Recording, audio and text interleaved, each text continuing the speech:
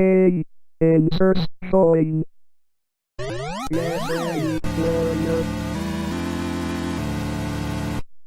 The Wizard of War is a maze shooter, and it was released in the video arcades of 1980 by Midway. The game has a space fantasy theme, and it centers around an evil space wizard who taunts you via speech synthesis as you play.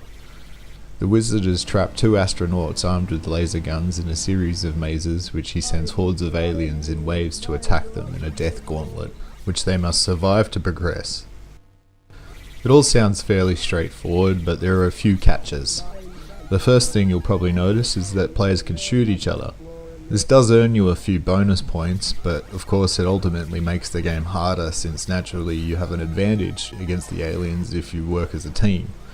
So you need to be careful of that friendly fire while frantically blasting aliens, or you might just zap your friend and cost him a life.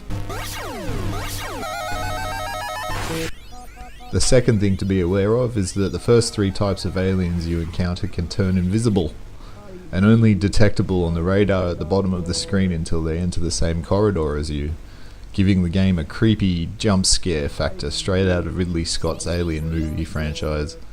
I often find myself hiding in the corner of the longest corridors so I can see the aliens coming from a safe distance, but on some levels the corridors are all so short that you are forced to hunt them down using the radar.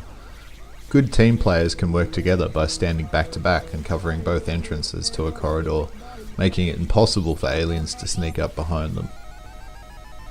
The mazes share a lot in common with the wizard's more famous cousin Pac-Man, but unlike Pac-Man, the doors that lead you to the other side of the screen close behind you for a short period after you've gone through them, trapping you and forcing you to fight whatever horrors before you on the other side.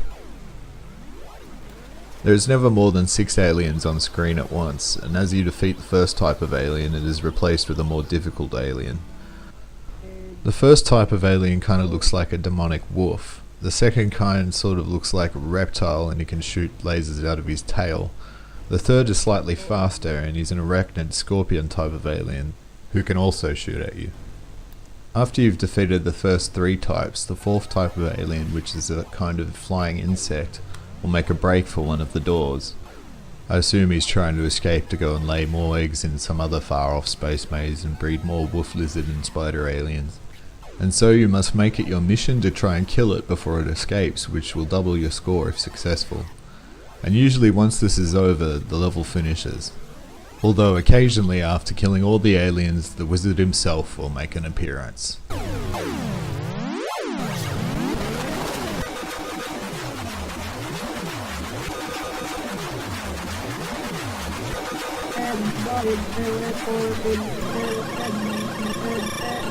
And the wizard is no easy foe to beat. He runs around hunting you both down and teleporting while firing a barrage of lasers. If you manage to kill him, it awards you with a whopping 2,500 points.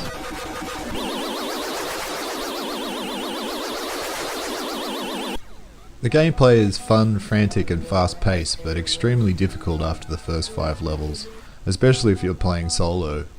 Because the aliens are invisible and incredibly fast towards the end, you often die within seconds of spawning if you're not careful. And while I do find myself coming back for more games of Wiz, I often feel like I'm up against impossible odds.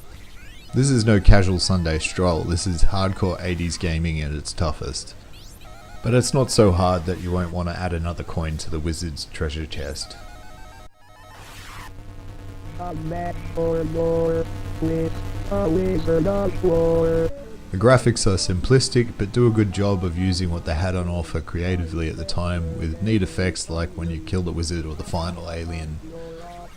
The sprites for the warriors and the wizard are also very cool looking and well drawn. Like most early Midway games, the sound is one of the highlights.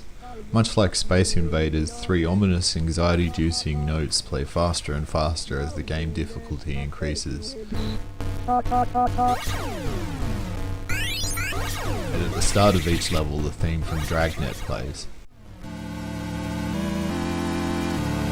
The sound effects of the exploding aliens are dark and gritty, contrasted by the standard bleeps and bloops of laser fire. But the main highlight is the synthesized wizard's taunts. While the wizard is hard to understand at times due to the early stages of the technology, the concept is great and really makes the game come alive. The wizard seems self-aware of the real life players and taunts you throughout the game with 71 different phrases. He beckons you to insert coins, threatens you at the start of levels, sometimes he sings musical numbers while you're playing, and he even mocks you if you insert more coins to keep playing, trying to buy your way to victory, he says. All in all, the combination of frantic gameplay, colourful graphics, and a dark brooding soundtrack do what all the greatest retro games do, and that's instantly create an amazing atmosphere that draws you into the game and makes you want to play it again and again. If you like retro games, this is not one to be missed. Make sure you get out there and check out Midway's Wizard of War. This is Sharky from Sharkade. Thanks for watching. You're off to see a wizard, a magical wizard of war. It will destroy my minions, I will pop you in the head.